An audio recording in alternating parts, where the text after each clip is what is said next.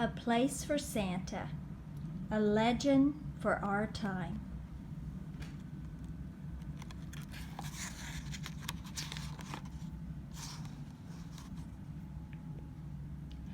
Once upon a time, not very long ago, two women shoppers were talking, obviously very concerned. Buying Christmas gifts for family and friends is one thing, and I'm glad to do it.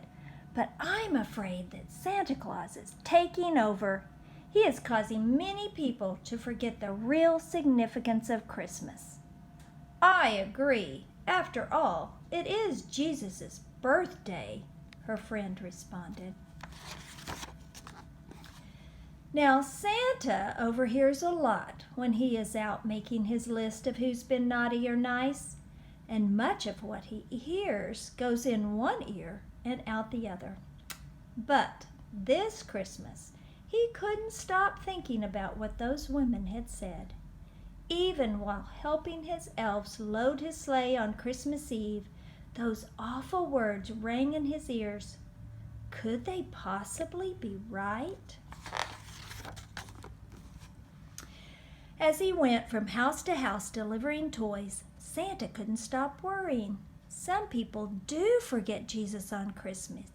Could it be my fault? Santa's last stop, as usual, was at a church that had a life-size nativity scene. Every year, Santa loved to be the first person to wish Jesus happy birthday, and he always brought a special present for the Christ child. For this year, Santa's footsteps, they were slow and heavy. He opened the door at the back of the church, and he crept into the very last pew. His feet refused to carry him forward to the crib where the figure of the infant Jesus lay. He hid his present under the pew. He had never felt so drained. A tear rolled down his cheek. Even though children had left him cookies and milk and many loving letters, he still couldn't remember when he'd felt so sad and so alone. What's wrong? Giving presents was always such a joy before, Santa thought out loud.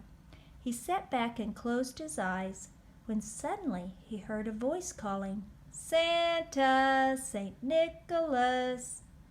Santa quickly wiped his eyes. He didn't want anyone to see him crying. He looked around the church. The voice sounded familiar, but there was no one in sight. Cheer up! It's certainly not your fault that some people forget the significance of this day, the voice continued.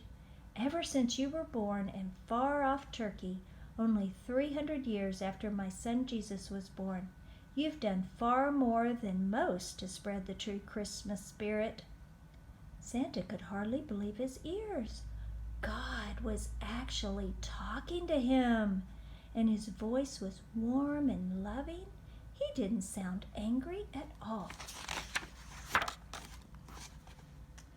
Don't ever forget your long and distinguished career, God continued.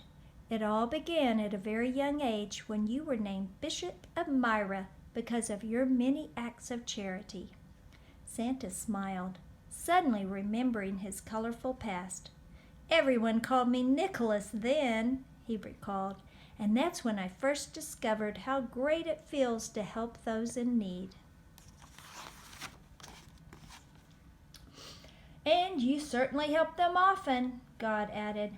Remember that poor merchant who didn't have enough money to pay for weddings for his 3 daughters?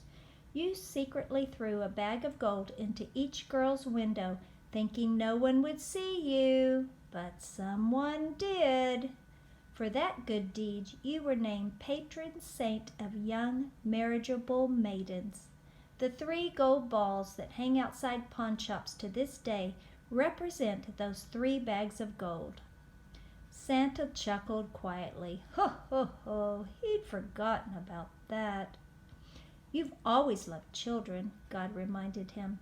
Among many other deeds, you were credited with rescuing some young boys from a horrible death and were named patron saint of children.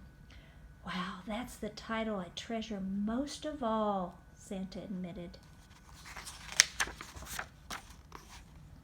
Well, don't tell that to the many sailors who pray that you will help them when they're threatened with stormy seas or shipwrecked.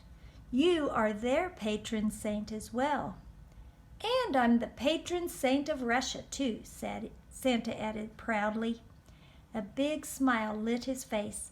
He certainly had led a busy and exciting life. Churches in many cities were named after him. My feast day, St. Nicholas said, is December 6th, a very special day for celebrations and gift-giving in many parts of the world. You are known by many names as well, God reminded Santa. From the German, you are called Kris Kringle, which literally means Christ child. That's true, but my most popular name is Santa Claus, Santa interrupted. Some say it comes from the Dutch Sinterklaas, but I like to think it comes from the way children try and say St. Nicholas, Santa Claus. Santa pulled thoughtfully on his beard and looked down at his bright red suit.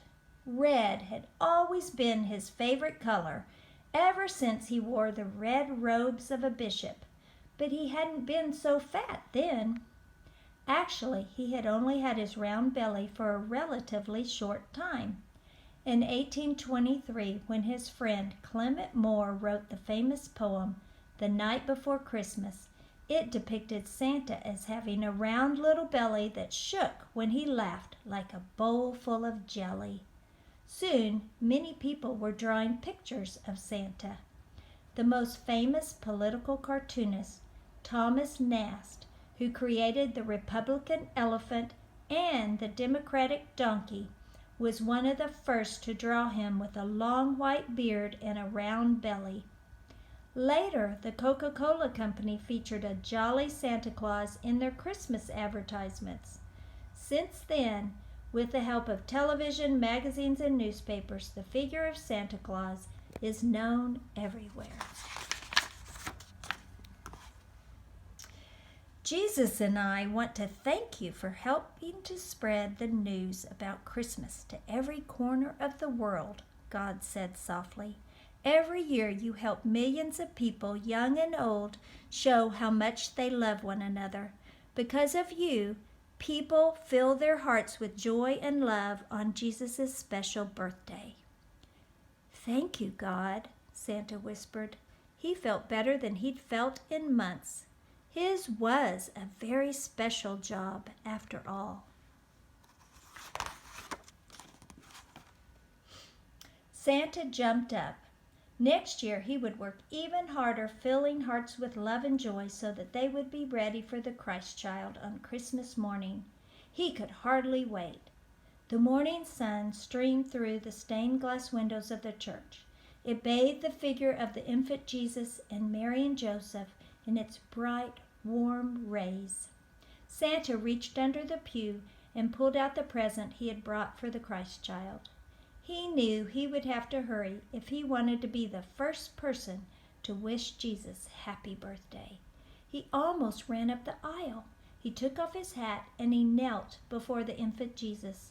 He reverently placed his beautiful wrapped package next to the manger. It was the same present he had given Jesus every year, but now he knew for sure it was the one present Jesus wanted most of all. Inside the box were Santa's lists of the kind and loving things people young and old had done for one another during the year. Happy birthday, Santa whispered to Jesus, and please thank your Father for making a special place for me in his plan. I promise never to doubt his wisdom again. He smiled lovingly at the figure of the tiny infant. Now, no one who comes to church on Christmas and sees Santa kneeling there thinks it strange at all. They can see that it's the perfect place for Santa Claus to be on Christmas. And some people, the legend says, even insist that the babe in the manger is smiling back at Santa.